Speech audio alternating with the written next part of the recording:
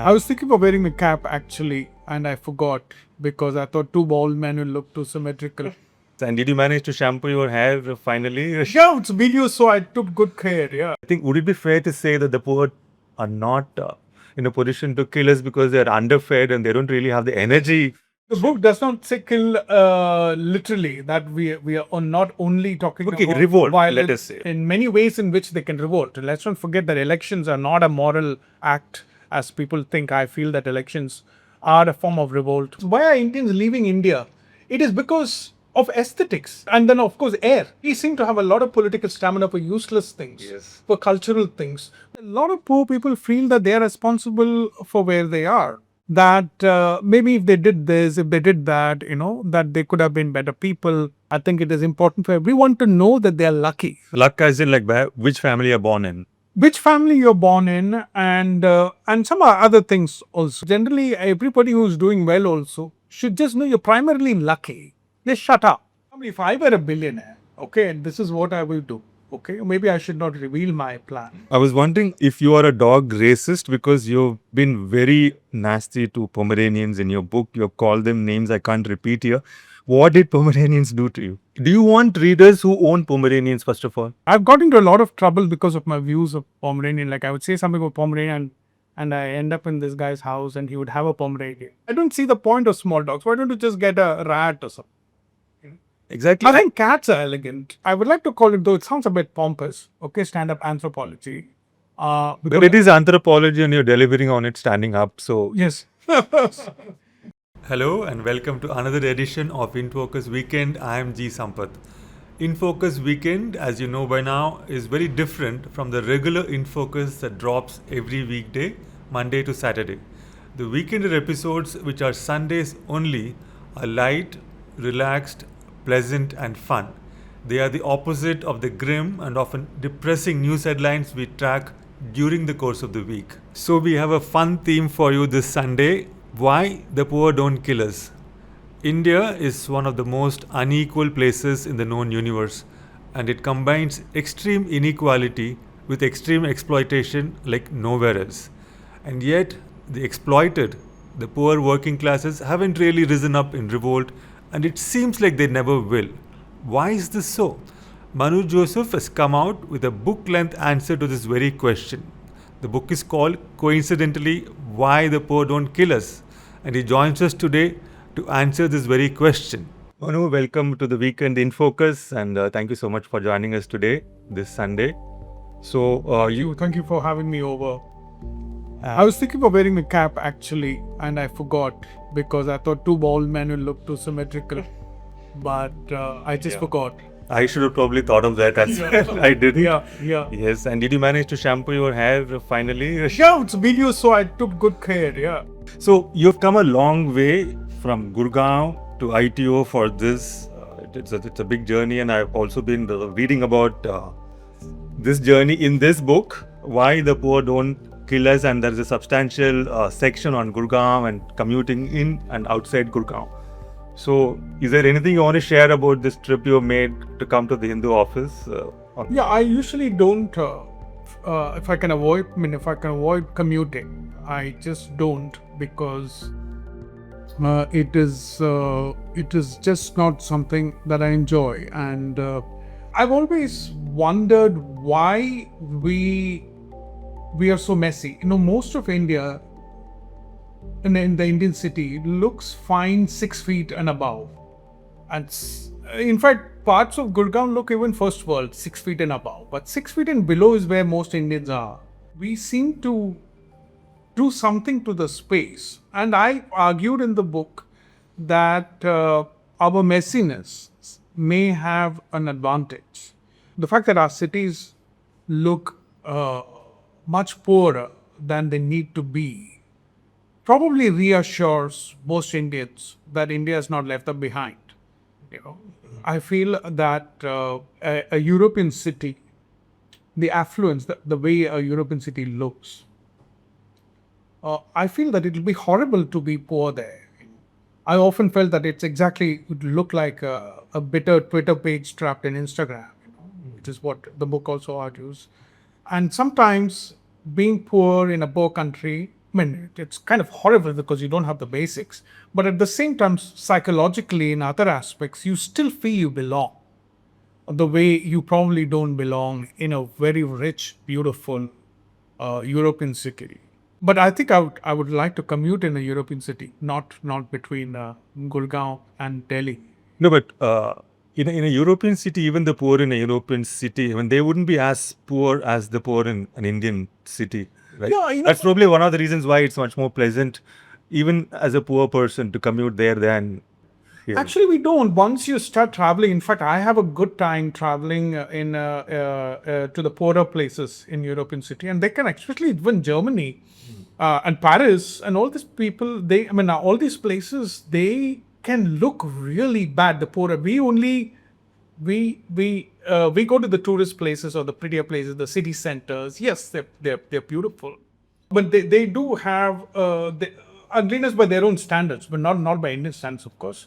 But it really does not matter because poverty is relative to what others have. And that is the point I'm also trying to make. One of the Poverty, I mean, is poverty really relative? Because economists, the World Bank, IMF, they have a fixed universal definition. We may disagree with it, but your spending power, what you can purchase, the amount of deprivation is absolute in terms of quantity. That's when it comes to the basics. This in fact what they often define is what is the poverty line. I know how much do you have to spend on food and other things and what you can afford, but that is just not enough. You can feel very poor in a rich country if everybody around you is doing fine. That's why I feel that you just do a thought experiment. You're in a very poor Jharkhand village, okay, where everybody feels they're poor. That is the community, and they know they are poor. And imagine a teenager in that community and his state of mind. Okay, he has a community. Okay, everybody's in this. But imagine Loyola College where we went to. Okay, and imagine one of those guys in sociology. First year, who has come from a village and he's feeling poor, and he's sitting with the guys from commerce, who are usually guys from good families. I'm talking about 25 years ago, 30 years ago, when I graduated. Now that is what I'm talking about. That is what I mean by the relativity of poverty, where it's okay if you can afford a college education, but you're in rubber slippers and you're not from IIT. To wear rubber slippers to college and not from IITs means that you're not in a good space. So in that case, aren't you then talking about class rather than just poverty in itself? Because here there is a class difference between this Jharkhand village boy and then he goes to this college, Loyola, let it be, where he sees his commerce guys, and there is clearly classes this poverty is even in absolute terms. He can't afford anything. He can't afford to go out, where they go, and so that is why I say that to be poor in a poor country has some calming effects, and in some aspects, not all aspects, it even saves us from a bit of violence, which would be completely reasonable, considering the fact that a lot of Indians cannot afford the simple things of life. I feel that one of the underrated reasons for the disenchantment in the Western world is exactly this. When you have nothing to eat, your standards for yourself is so low that you're not even comparing yourself with others, and what was, you don't think that anything is your right. But the moment you're fed, the moment you can afford 2 pairs of jeans, you're still poor by the standards of the society, but you really begin to feel that you should have been dealt better cards. So is that, I think in a way that's an answer to your own question, which is the title of this book again, for those who haven't seen, Why the Poor Don't Kill Us. I think, would it be fair to say that the poor are not in a position to kill us because they're underfed and they don't really have the energy to not to take up whatever. No, the book does not say kill literally. That we are not only talking Okay, about revolt, violence, let us say. revolt in many in many ways in which they can revolt. Let's not forget that elections are not a moral act as people think. I feel that elections are a form of revolt which happens every 5 years. Yeah, so I just feel that being underfed can still lead to violence and other kinds of revolt. There has to be. I mean, that again points to the difference the difference you pointed to between India and the West.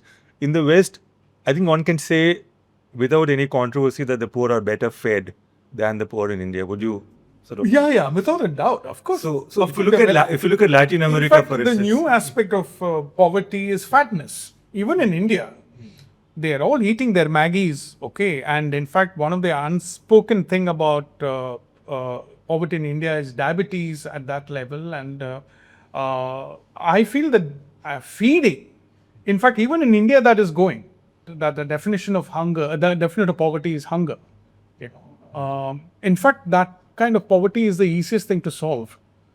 Because you just need to eat, and then you have solved that issue of hunger. And then, but there are a whole lot of things which happens, to a person who is feeling deprived.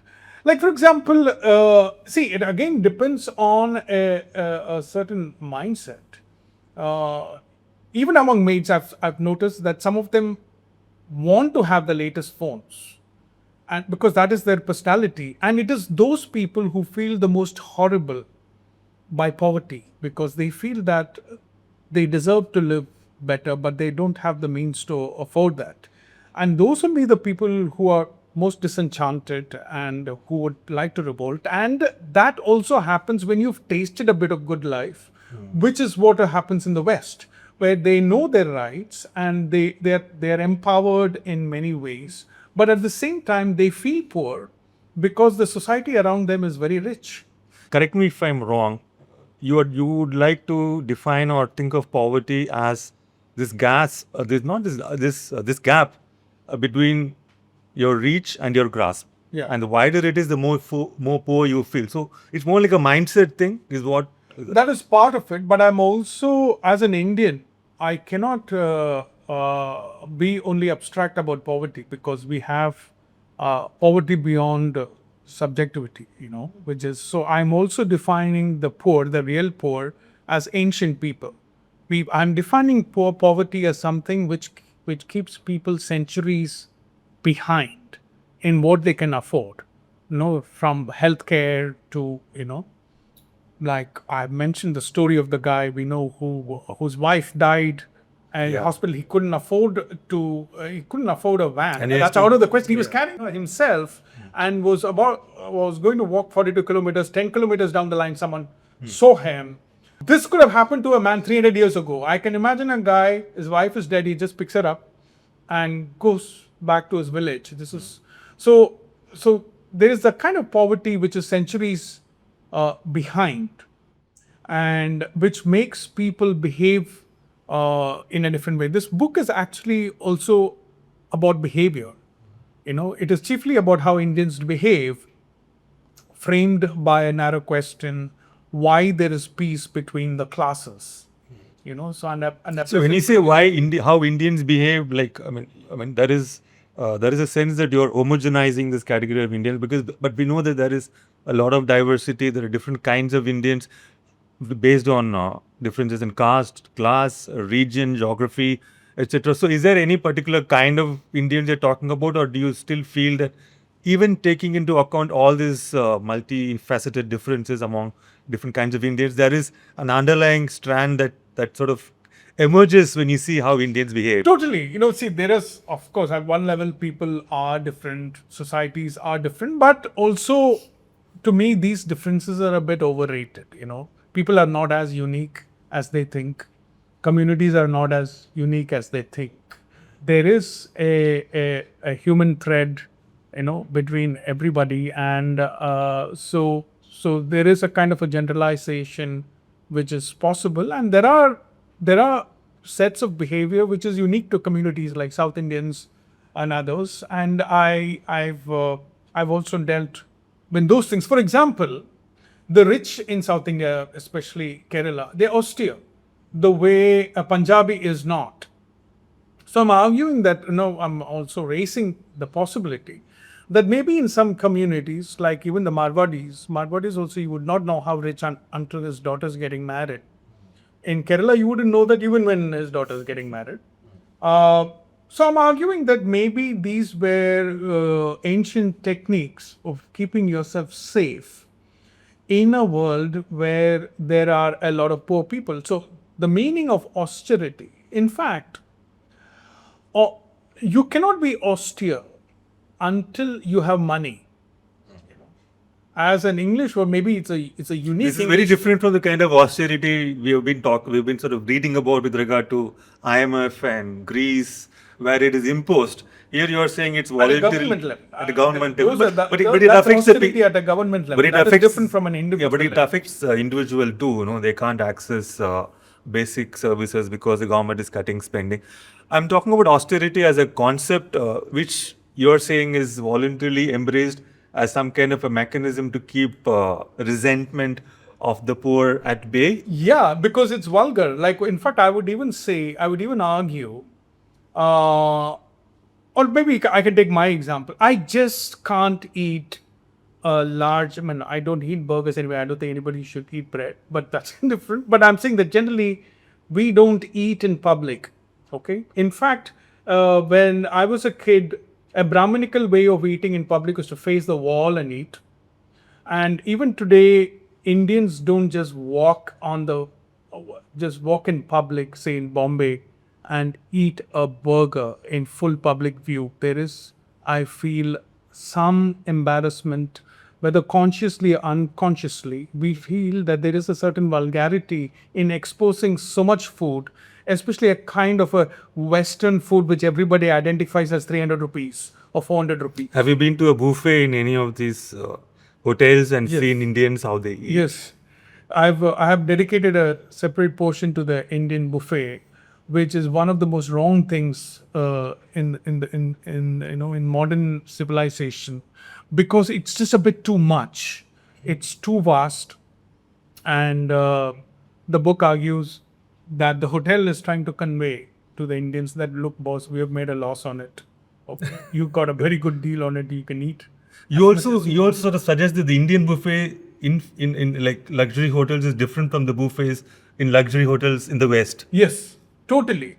If you look at, in fact, if you look at a lower end 5-star hotel like in Paris, in fact, there was a lower end 5-star hotel in Paris where the dish was kind of so small. The plate was so small because they didn't want you to take too many things on it, and it is one of those buffets where you stand at the entrance and you know where it ends. It's like a Bombay Park, Yeah. It's stupid. That is not what Indians call buffet. In fact, Yeah, you're right about the size of the plates. Yeah. I've seen that outside India, the size of the plates in buffets are much smaller than Yeah. the size of the plates we have here. Yeah, but if you take a 5-star buffet in Goa, one of the resort buffets, there are nooks which you didn't even know existed, and you can just, even if you don't see smoked salmon, you can just ask for smoked salmon, which is a very expensive thing, and you can just sit in your table and ask for anything.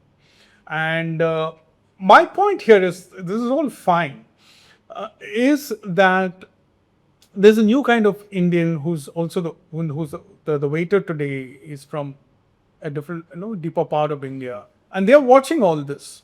There is a certain vulgarity in this, but vulgarity by itself has no consequence for us. That's a vulgarity. There's a certain kind of vulgarity which is a disrespect for an unlucky person. What do you mean by vulgarity? In fact, I'm arguing that there is a particular kind of vulgarity which is actually good, and which is what a lot of intellectuals don't particularly get, like, say, a great infrastructure, okay, a particularly gleaming infrastructure, or a house, which looks very grand.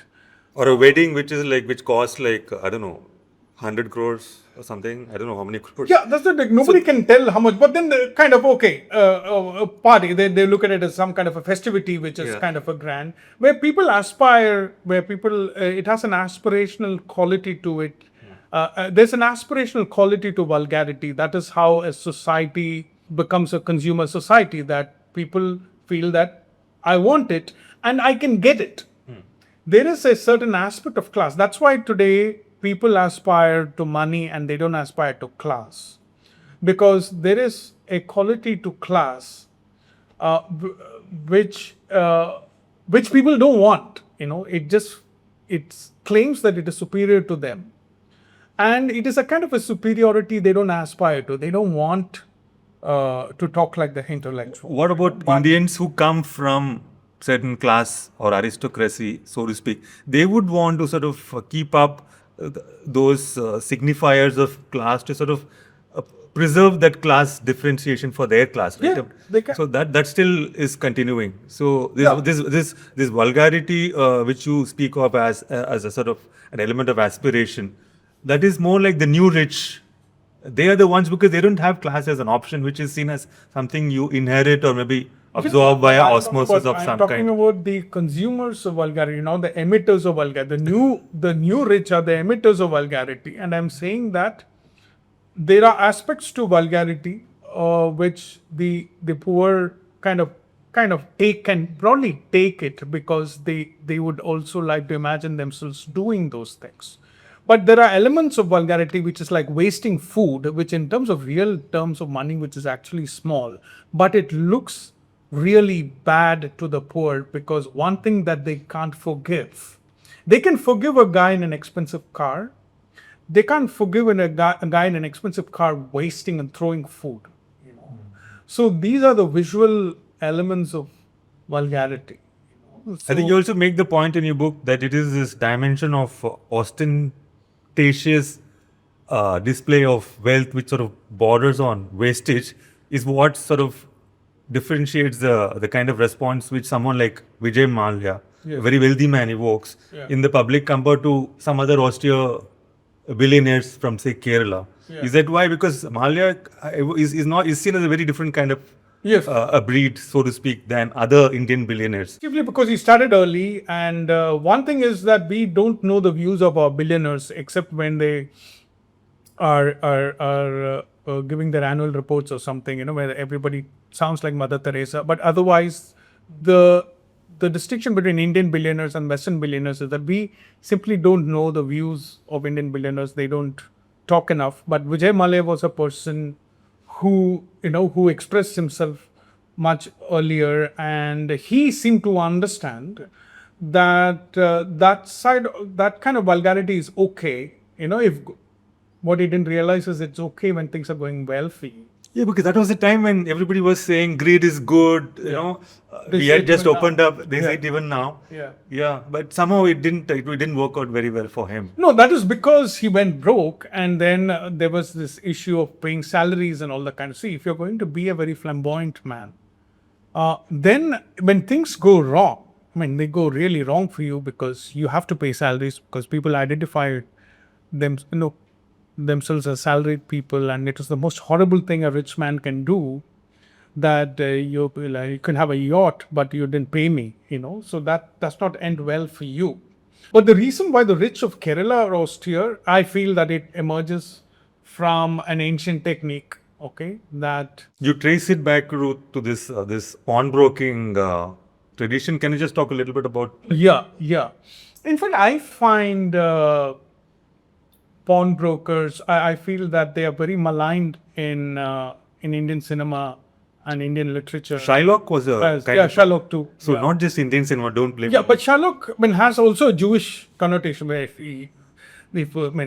I think it was an attempt at a riff on the Jews, and it was, it had those things. You're Yeah, saying yeah, yes, Shakespeare was everywhere. You can was say that. Shakespeare Because anti-Semitic? no, actually, the Jewish prosperity itself comes down to Christianity maligning money lending, because Jesus made that half a sentence observation that you can't, charging in interest is not a very great thing, and from there, I think Vatican extrapolated a bit too much, and and charging interest on money was one big sin, which allowed Jews to enter a whole profession and make a lot of money from that, right?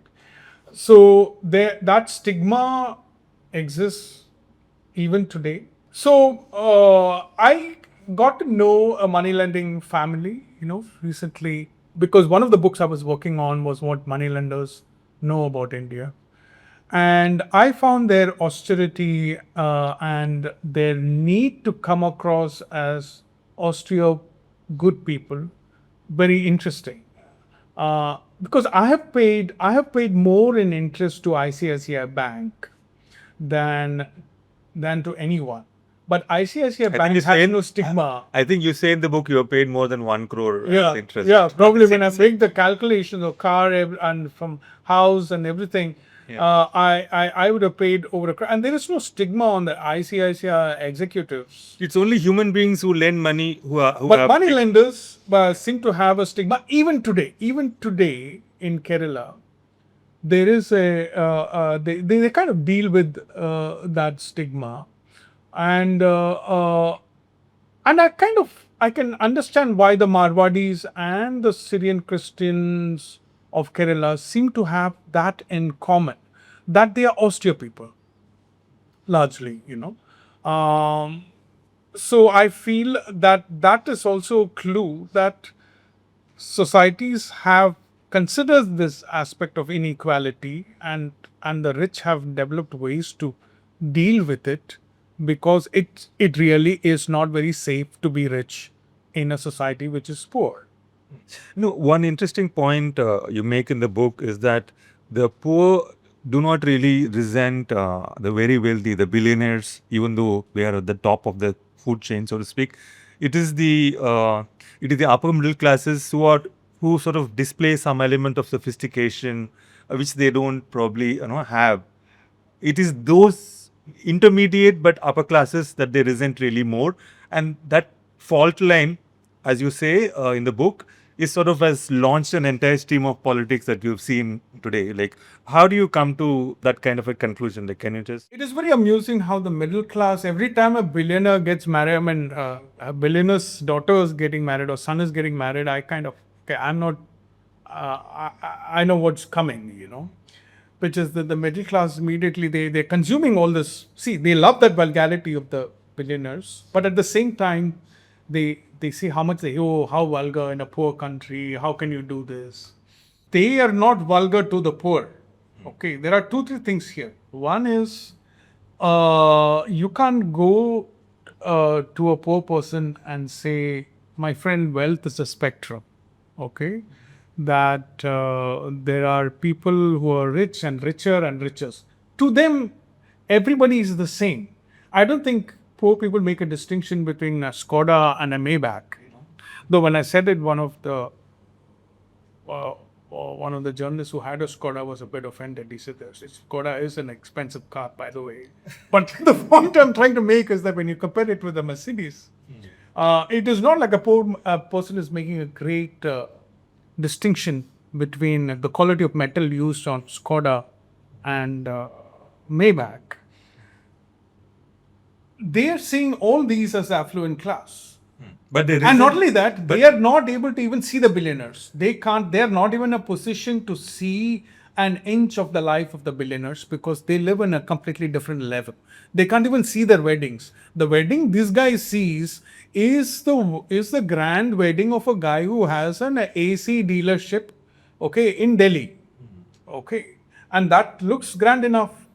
But at the same time, when you also point to this contradiction that in India, the billionaire and this upper middle class who drives the Skoda man and the Maybach man, they pay their domestic help the same. Yes. It's not like the billionaire. Which is what we discover every time some news breaks. In fact, I was thinking the other day when I read about the Hinduja fiasco, and how much they were paying their help there, and it just struck me that some things that many of my relatives do, in Gurgaon is probably illegal in Europe because their drivers work for 12 hours and there is no day off for maids, and we pay very little. I'm not a better person. I'm just paying whatever is market rate. And so I'm also paying 5 grand, 6 grand for a cook who comes 1 hour a day. In fact, some people might think that I'm overpaying, and so I used to think, though with no logic, that rich people must be paying more. But then now I realize that the poor have so subsidized our lives that it does not really depend on your income. It just depends on their want. They need a job, so they will do it for almost nothing. So it looks like the rich and the better class almost pay the same for the people who work for them. No, I think this sort of points to the other broader theme in the book, which is, I mean, one, of course, you're talking about the poor. The other is, of course, the psychology of Indians as such. Now, what inference do you draw from a psychology where if you take the Hinduja example, I'm not saying they're representative of Indians or whatever, you know that whatever you're paying is borders on exploitative, and then you go and defend it, and then you defend it to your own self. So, and this is not something we've seen with the Hindujas. We have seen similar cases of how Indians treat their domestic helps in India, in Delhi. Noida is famous. You could see the kind of notices we put up on the elevators and so on. So, is there something fundamentally sort of one element in our mindset, morality, ethics, conscience, whatever you want to call it, which is missing, which is not allowing us to see our fellow humans as humans? There is a lot of nationalism in the air, but this nationalistic fervor doesn't seem to extend to fellow Indians as it does to this abstract idea, which we, take pride when it comes to the armed forces and so on. So, is there something missing in how you understand the psychology of Indians? I feel that this is a problem with training. It's a problem with parenting also. Okay. Like, for example, yes, a few days ago, I was in a restaurant where there was this family. They looked very well fed. Okay. And their ice cream order was wrong. That's all that had happened. So there were 4 of them, 2 couples, and their child was sitting there, okay, was maybe 8 or 9. And they created a big ruckus. And I realized that they were trying to extort an exchange because they said they're going to go, because the ice cream, this is some vanilla thing came, but they had ordered something else. That was the only problem. After the meal was fine. So I realized 2, 3 things here. Okay, one is that they were also using it as extortion to get some kind of a discount. And they also wanted a non-embarrassing way to remove the tips. I asked the waiter what happened. Said that restaurant called service charge, they had a name for it called staff welfare. That's what the restaurant called. Okay, and apparently it's an optional. It's like the service charge. It's like the service charge, but they called it staff welfare, and so that they asked it to remove because they were not happy with the service. So I think that some Indians probably too embarrassed to get, the Indians use rude behavior to get a discount. There was this Indian family which stole a lot of things in a hotel room in Bali. So there's a video of that. And when the guys ask, and the Indian family is just rude, that guy is very rude. But then when the staff forcibly opens the luggage and everything comes up, they immediately become very sorry, very apologetic. Is this because we come from a history of deprivation? Because we see this grasping tendency even in a book. You load your plate with 2 plates. Yeah, I feel that everything. I don't want to give Indians the benefit of a deep past trauma. I feel that present is enough, because first of all, I'm a bit allergic to too much psychoanalysis also of behavior. I just feel that this is the level of human beings. And over this, there has to be a layer of parenting and training and clear articulation of an illogical thing. See, Indians are only being rational. Indians are being rational animals. That they have something, some people are dependent on them. and you exploit them. Okay, and you save some money and you treat them poorly because it's too much. Maybe human beings have to move 8 more muscles to be nicer. I don't know what it is. Okay, where people are just rude, and I've seen this in everywhere. You would think that if people are behaving poorly with you, you will know how important it is to behave well with those who are working under you. But it is the Indians demonstrate it is the opposite. The more poorly you're treated by your superiors, you're worse with, and I've seen even with poor people, by the way, it is not like they're made of milk and honey. They exactly reflect how other Indians behave. In fact, affluent Indians probably behave a bit better than the lower middle class Indians with the service class, especially today. And as to so Indian bad behavior with the poor, I'm not so bothered about the money, the money that they pay, which is so little. It is very natural and it's easy to understand. Things add up. People want to save a bit of money, and this also helps the poor. They get employment.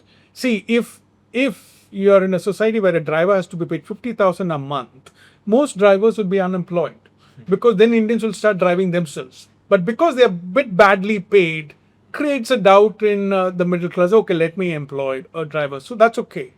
But what I don't understand is the servant's quarter in an affluent flat or a villa. It's like you're purposely making it windowless. It's like there was a window and they said, no, block the window because it's for the servant. That size, sometimes I feel the smallness of a servant's quarter is probably architecturally difficult to attain. But we kind of consciously made it so, like, why should the servants' quarters be so bad? Is my point.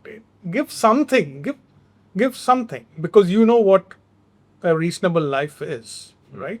So those are the areas, and if You don't think that's a lapse? It's like something willfully made that way, or is it a lapse? Maybe it's an afterthought, and therefore ended up. It is not an afterthought. I feel that it is. I think this is a level of humans. I don't have great opinion of humans in this aspect, and I was making the point that this is actually rational behavior, and it is very important to have a layer of irrationality, which is what human goodness is. The problem with intellectuals and artists is that they try to make goodness some kind of a cosmic nature, but the way to look at it is that it is a layer of irrationality that is important to impart. Okay, that we need to be this way, even if you don't figure out why. Okay, this is a way of living, and this is a correct way of living. Okay, where if people are dependent on you, and if someone is unlucky, the lucky should take care of the unlucky as a foundational principle of society, which you can't ask why. And that, except for there's one practical outcome from that, it's good for everyone. To an extent, the Kerala society is that because they had this humanitarian movement which went alongside the religious movements when things were happening. And I also feel that the Kerala society is able to be slightly nicer to people partly because of the communist movement, where the poor have not degraded themselves so much. Kerala had a lot of poor people, but then if a movement rises where it sells the idea of self-respect to the poor, don't take it. Then naturally your masters will also change the tune.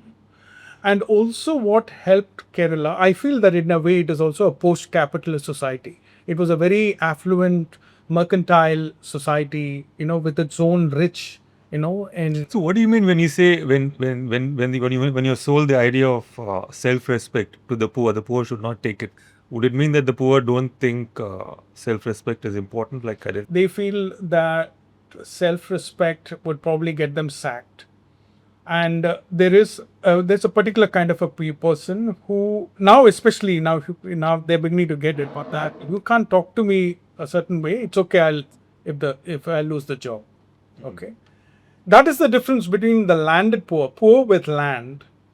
You can't. They don't take shit as much as the poor person whose position is more precarious.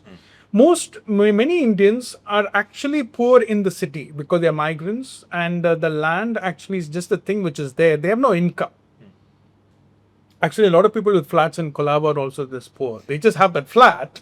They really have. I used to have neighbors who didn't have money to fix a home because the only thing they had is have is a flat. In fact, when I was looking for an apartment in South Bombay, one woman said at the end of the day, like the flat, I'll live in the balcony. She said she'll live in the balcony, because she has no money, So anyway, so yes, so I feel that even among the poor, it's training. More and more people begin to talk about how to be treated, and I think now it is coming to be compared to the previous generation, like our fathers, the way the security guard used to salute those days, and now that salute is more, it's just they will greet you from behind you because you're just passing, you're checking the phone, you're just going, okay, whatever they greet, and the next generation they're not even going to salute or greet. In fact, it's one of the funniest thing I noticed in China. There also the guards salute. So that is the only aspect of ancient poverty or a long history of poverty I saw in China. But this is when I went to Shanghai about 10 years ago. I don't know whether it's there now. I was in China like 2 weeks back, and I didn't find You didn't get anybody- any salutes No from the guards. salute. Okay.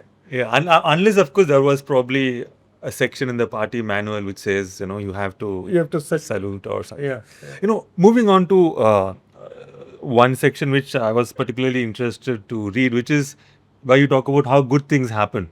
Yeah. Yeah. So how does a society transform into a better version Yes. of itself? Exactly. And then the traditional understanding is that there is a vanguard, Yes. right? Which could come from the middle class or wherever, and then they mobilize the masses Yes. towards this good thing. And when the masses are convinced, Yes. then you build up some kind of momentum politically, and then good things happen. And if you were to ask me, what are the say 3 good things which have happened in the recent past in India? I would say Right to Information Act. Okay, I would say Narega, which we saw during COVID, did a lot of good, and then the Food Security Act, and all 3 would not have happened if it weren't for these do-gooders, these activists who sort of mobilized at the grassroots level, and then they made these changes happen. Yeah. But I know you take a different view Yeah. of this phenomenon. Yeah. And even assuming your theory, where you say basically, if I summarize it correctly, that generally good things happen when the secondary elite, not the top rung, the second rung in the elite hierarchy, feels that they have been displaced and they want to regain control. They mobilize and they use the poor and the public cause to make the change happen. Now, as I was reading it, it occurred to me that this is a fantastic description of the Hindutva movement. But I did not find a mention of Hindutva in this context, because that's exactly what the vernacular elite possibly have done with regard to the liberal elite, which was calling the shots for the first 60, 65 years. So would you describe the Hindutva mobilization as something of this kind, and also, the 3 good things? What is your question?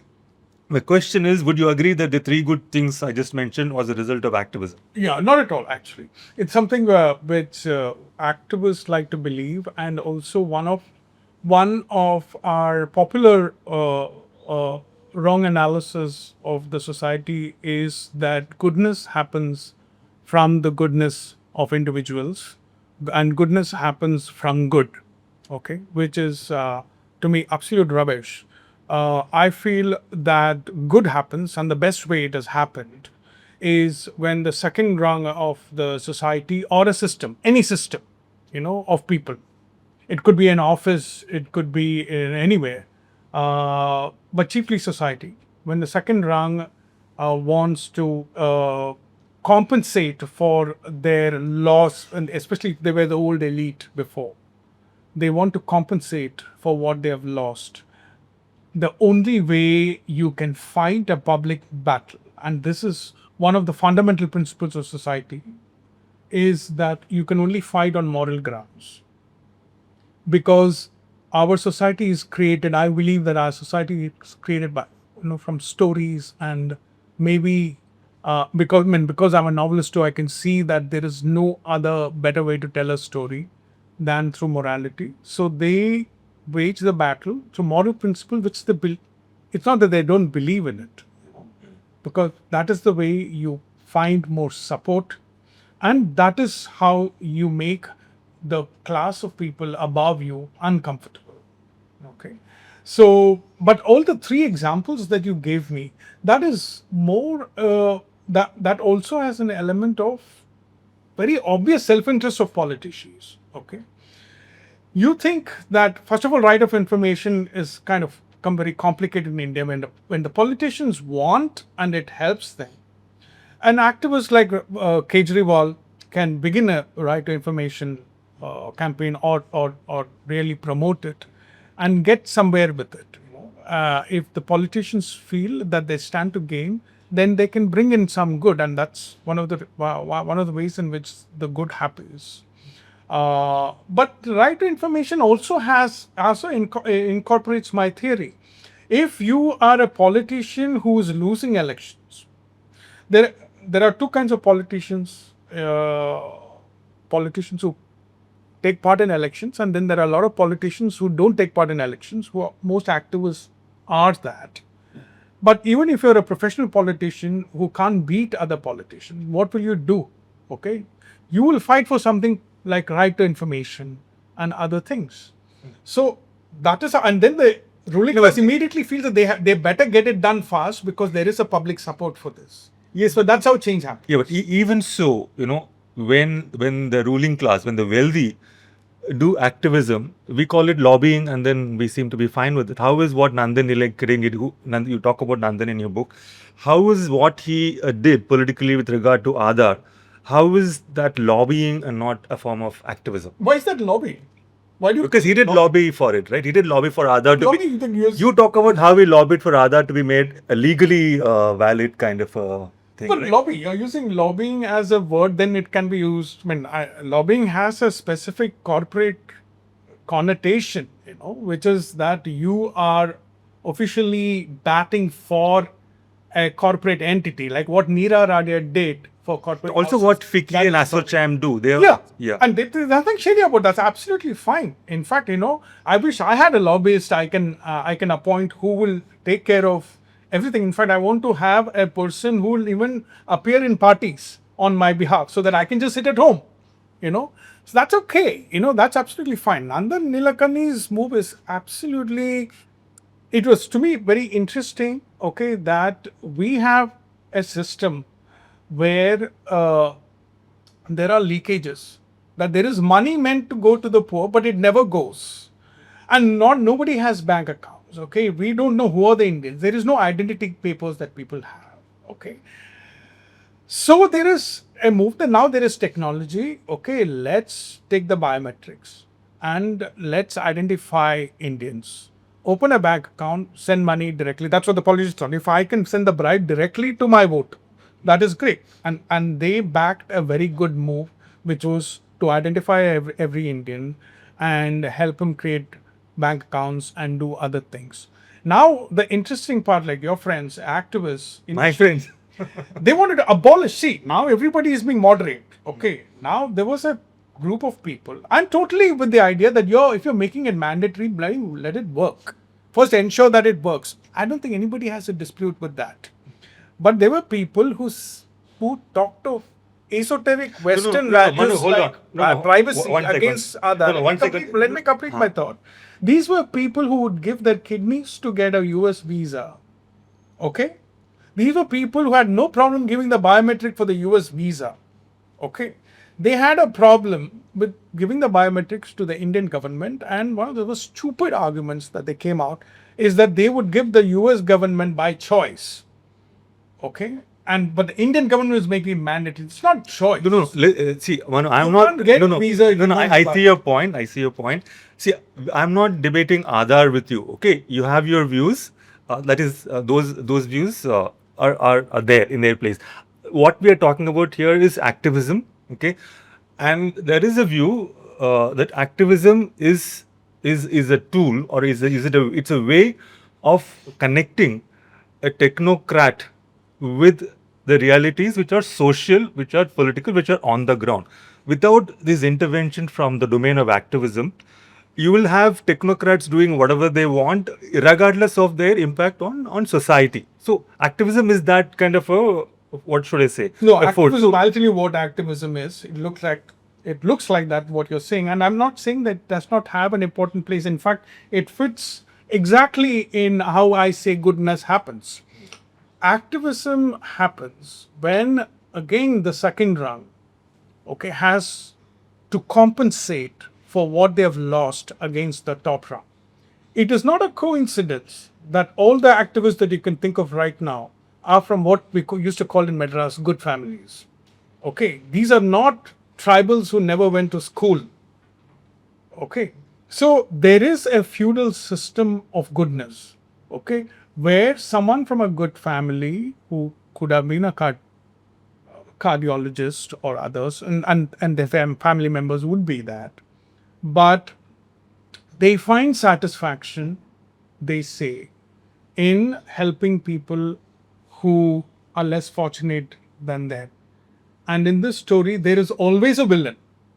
And the villain is people in their class or above. Okay? This fits exactly in what I'm trying to say, that goodness happens always when the second rung goes to battle with the first rung. There's no other way goodness can happen, because the elite, the top two rungs of the elite also regulate what is good, what can be allowed, what can be advertised in the media, what can become a film. Okay, so that is my point. So activism emerges from that. Activism also emerges from a certain self-interest. No, granted, activism emerges from a certain kind of self-interest. I grant that point. But in another part of your book, you make a very important point, which I completely agree with, which is that one of the reasons the poor don't really revolt is because the upper classes have a disproportionate control over storytelling. Yeah. And what, in many ways, in history, if you look at activists, what they have done, political activists, ideologues, is they are trying to tell different stories.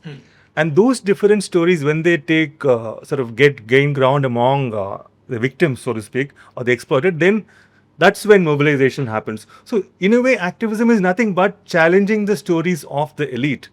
Right? Would you agree with that formulation? Of one set of elite, okay, challenging the stories of one set of elite. There's needs to be. See, that's why we don't drive in lanes. See, the problem with our roads, okay, why there is no movement to make Indians follow traffic rules, is that there is no villain. Okay, if there is a quantum of people who really believe in human welfare, okay, there would be a movement to save Indians from a very painful death. All of us are at risk. All of us most probably, okay, will be harmed on Indian roads. Okay, it is that dangerous, it's that bad, and aesthetically it is ugly and does something to the mind. And if at all why are Indians leaving India? It is because of aesthetics. One way or the other, it comes down to that. Once you have 1 or 2 crore, you want, and then of course air. Why is the movement for these things not so powerful? Okay, we breathe the same air, but there is no. I mean, I would Because say we seem to have a lot of political stamina for useless things, Yes. for cultural things, because those are emotional things, because there's a villain.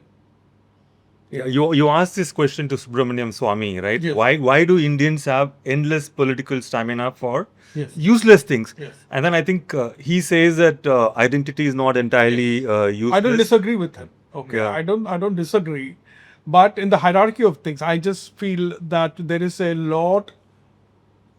long rope that we give ourselves. Every individual give himself or herself, by saying that, but I do believe in those values. I do have this. I do, I really feel that these values are not so important as the hierarchy in which they rest inside you.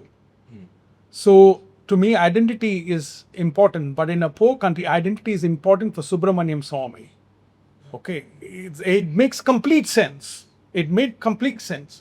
But for 99.99% of the population, it is not as important. They don't realize maybe. But It the is not as elections, realized. but the elections seem to indicate that it's very important for them. Because that is the story that someone is able, like for example, if I were a billionaire, okay, and this is what I will do, okay, maybe I should not reveal my plan, but people will not identify it when I eventually do it.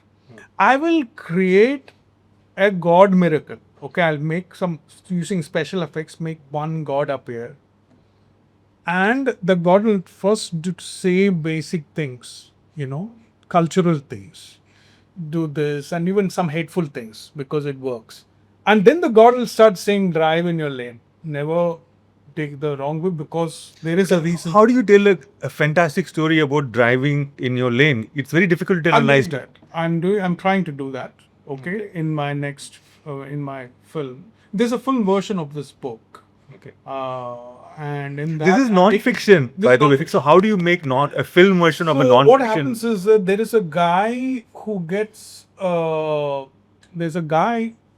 obsessed with the idea that a revolution is going to happen. Okay, and it destroys his life. He's having a lovely life in Gurkam, but he feels that something is going wrong. Okay, so it's is it a fear psychosis or is it real? Okay, that is the suspense in the story. He doesn't want to leave India because of this. He doesn't want to leave India for various other reasons. He was also abroad and then he came here. See, for the Indian affluent, India is also a good deal in many ways because here you just step out of the house, you're automatically in the top of the pyramid. There you're in the bottom of the pyramid because of how you look. Okay, unless people know you. So it is a complete reversal for the Indian elite. Indians hate it abroad. And a simple guy like a waiter for them, and he has so much attitude and sense of equality. Okay, the sense of equality of the subaltern really rattles the Indian elite, So anyway, that is a separate issue altogether, So that's how I plan to convert this.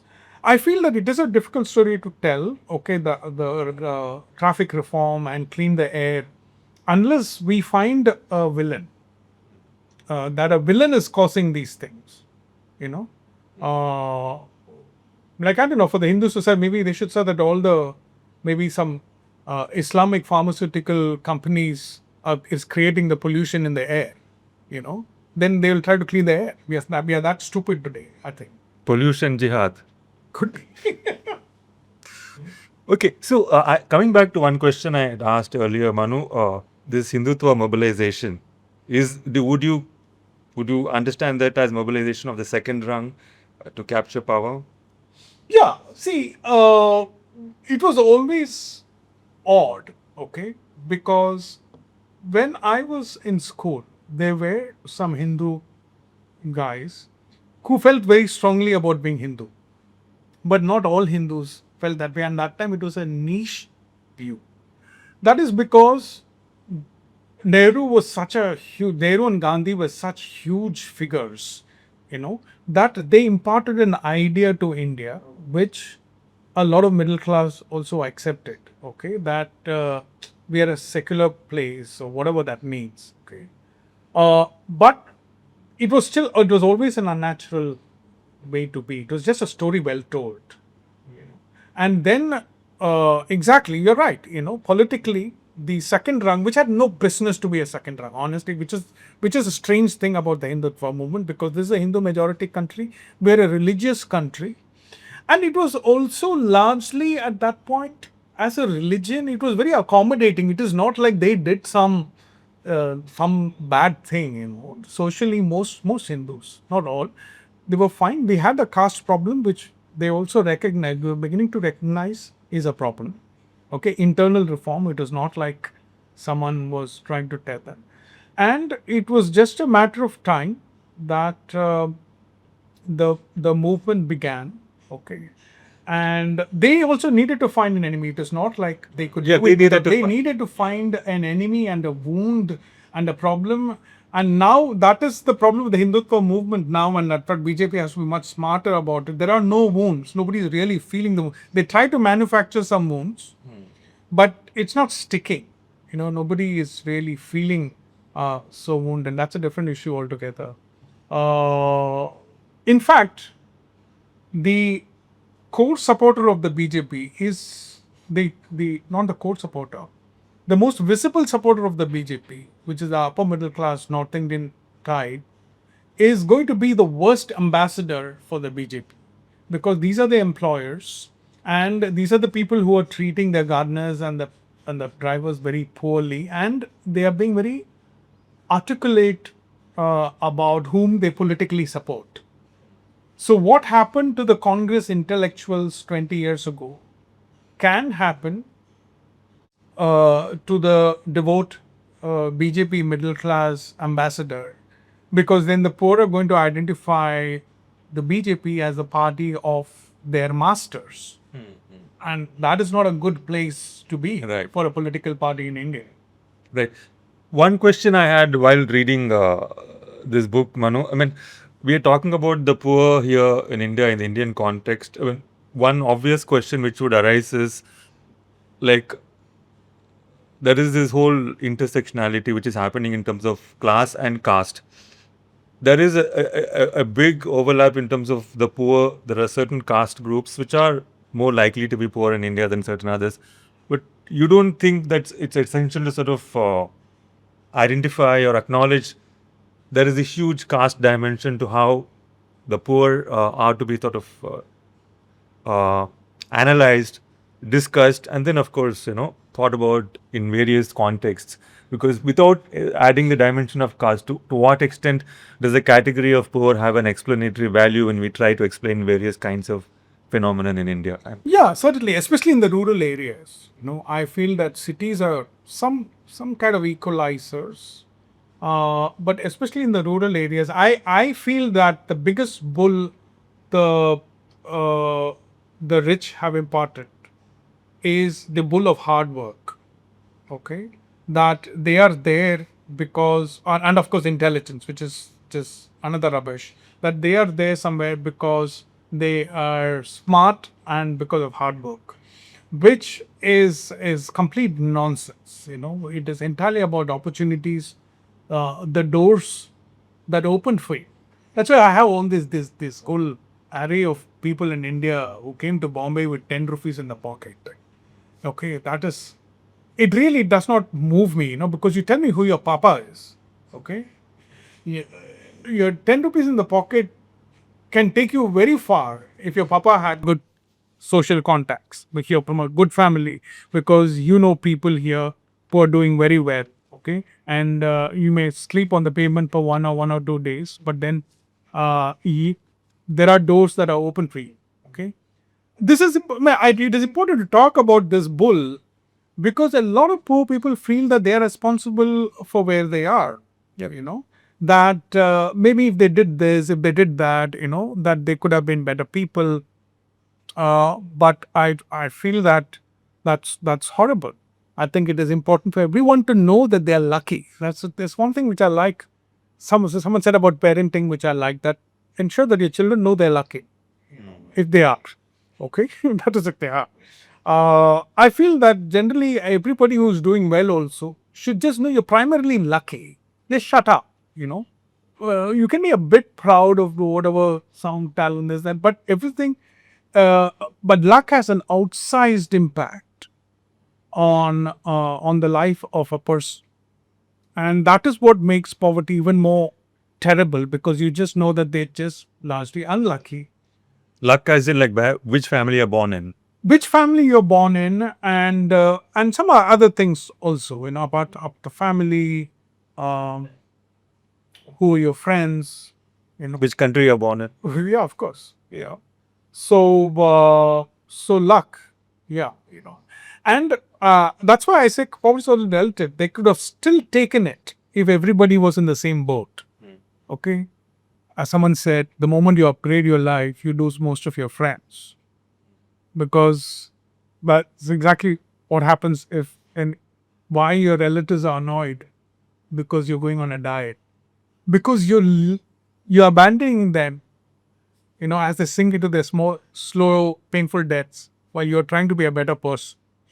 So that's what annoys people when someone who belongs to them has a better life. And for most poor people in India, it Also, it matters that how the others are doing. yeah. Also, I think there is a passage in the book where you make this very sharp observation, which is that for most of us, as in the title, our friends are more or less from the same social class, and the only times when we are sort of trapped, so to speak, in the same space with people from different classes is when we have a family get together. Yeah. Yeah. And that's where these dynamics you're talking about, as the gap between what you think you deserve and what somebody else who doesn't deserve has Yeah. kicks in. And that's why there's large family get-togethers and also college get-togethers. It will be very interesting to watch because very bitter affairs. Yes, I have a college reunion coming up in some time. Yeah. That's funny. I don't know why Loyola should have reunion. No, I'm not talking about Loyola. This is some other place. Does Loyola have you been to any of these? Only one. Like I thought people don't invite me to reunions, but I went to one of my school, and it was quite nice to see all of them. But then I have a theory about reunions, which is not very popular or nice. I think the elite again started it because they had a reason to be reunited because they're very proud of them. If you are in Doon school, Exactly, you went to Doon and you want to keep telling people that you went to Doon. I think they started it and everybody followed it. Okay, so now Kodambakam government school students would have a reunion, not knowing why, but it is still fun to meet your old friends and see how they are. And but anyway, these large reunions can be very bitter affairs, precisely because they all feel that at one level they are equals, but they are not, because some people have done better. And it's particularly fascinating for me when I see this in IITs, because IIT because the opportunities are so huge, some of them do so well, and the guy is just doing reasonably moderately fine. imagine someone like Sundar Pichai going for a reunion. For a reunion, and the other guys are going to probably feel a bit confused because they're happy to meet him, at the same time I'm sure not so happy. I think one can safely assume he doesn't go for reunions. Yeah. There's somebody else who doesn't go for reunions. One can assume because we don't know whether he went to college, university or not. Anyway, so two quick questions, Manu, before we wrap up. I mean, yesterday the Supreme Court has given this order on stray dogs. They should all be taken to shelters. Stray dogs is like one kind of a dog, right? I was wondering if you are a dog racist because you've been very nasty to Pomeranians in your book. You've called them names I can't repeat here. What did Pomeranians do to you? Yeah, it's got nothing to do with stray dogs because Pomeranians are the opposite of stray dogs. Okay. So I just I don't want to alienate any part of my readers, but I just. Do you want readers who own Pomeranians, first of all? Yeah, I don't mind people reading me for Pomeranians, but Pomeranian was the posh dog when I was a teenager. Okay, and I could never. I could never see the point of that. I've got into a lot of trouble because of my views of Pomeranian. Like I would say something about Pomeranian, and I end up in this guy's house, and he would have a Pomeranian. I think that era is over, I think. Yeah, the Pomeranian era is over, but some people still appear to have it. I don't see the point of. What if today's Pomeranian, like today's equivalent, which is posh but very annoying, something you would Many of the small dogs, I think. I think you're making me say whatever you want to say. I think you don't you don't like those small. I don't see the point of small dogs. Why don't you just get a rat or something? Exactly. I think cats are elegant if you like Yes, I like. I think dogs should be big. Yeah.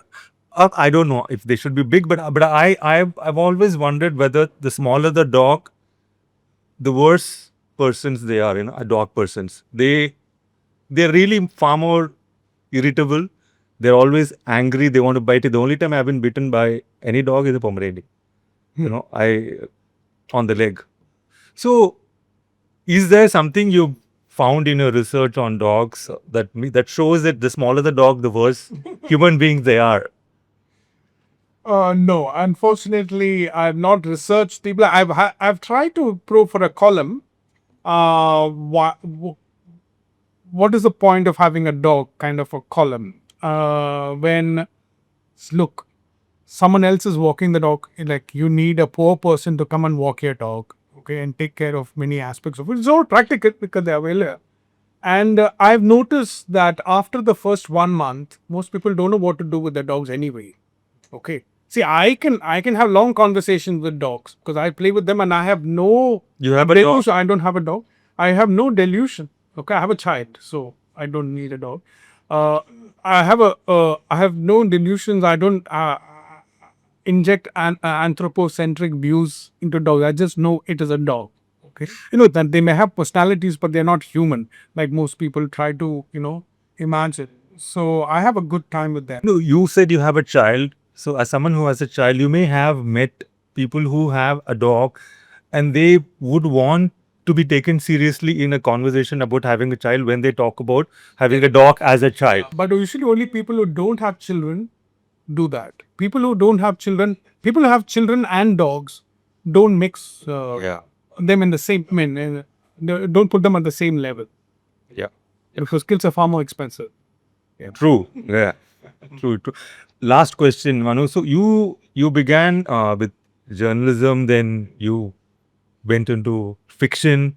You've written an award-winning novel, and then 2 more novels, and then this is your first non-fiction, if I'm not mistaken. But you are also getting into screenplay writing. Most of my time now in the last 3 years. Yeah. So how do you see this switch from one medium or one genre to another, from non-fiction, fiction to non-fiction? Usually it's the other way around. People write their non-fiction and then they want to write a novel. But you have come to non-fiction from fiction, and then you're also juggling a screenplay. Which one do you think is more challenging for you?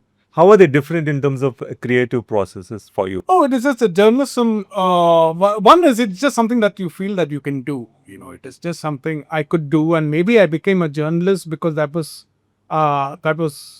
only one of the two professions when I was 20 and needed a job which will pay you for writing.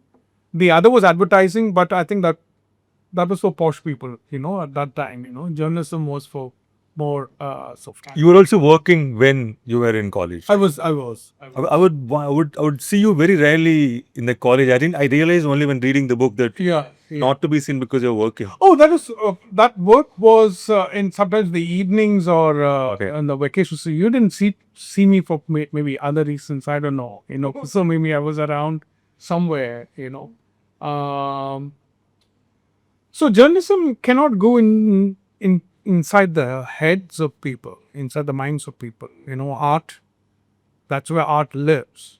So it's just something which I enjoy doing. I really feel that journalism too is a great art form, which is not practiced that way now, but it should be ideally. So these are just things I can do, and also I feel that every time I enter a profession, the profession dies. When I entered journalism, began to die. The golden days of magazines. So maybe secretly I want to kill a profession. Maybe now I'm entering films and they're saying films are dying. Yeah, So every time something is dying, I try to, get it because I like the idea of mainstream. I like the idea. I have a lot of respect for mainstream because I'm also starting a company called Middlebrow, which will try to do popular things in an aesthetic way. I feel art is easy, and people who get annoyed by these statements are people who usually don't have any special talent. Anybody with talent will immediately know what I mean when I say art is easy, because it's just something you can do. It looks difficult for others. But what is really difficult, interesting, and challenging is to make it mainstream, to make a mainstream film. By mainstream, you mean popular? Popular, we must see everything need not be the Marvel or DC comics. There is a whole range of things you can do within mainstream. And especially as an artist, as a writer, that is more than enough. In fact, the mass level has no place for the artist. It is about a whole lot of other things. Politics, anything beyond a certain volume is always politics. That's why Tamil actors, Tamil actors are all politicians. Also, all Tamil politicians are also actors. Yes, Yeah. point taken. So you also you spoke about taking this book into the film medium, but you're also planning to take this into the stand-up Yes. format. Yes, I call it stand-up anthropology, where I'm not committing to humor. See, it's also a problem with the training as a writer. You never say I'm going to tell a joke and tell a joke. Okay, it just does not work. So I've always found it odd that a bit unfortunate for stand-up comedians that they are called stand-up comics.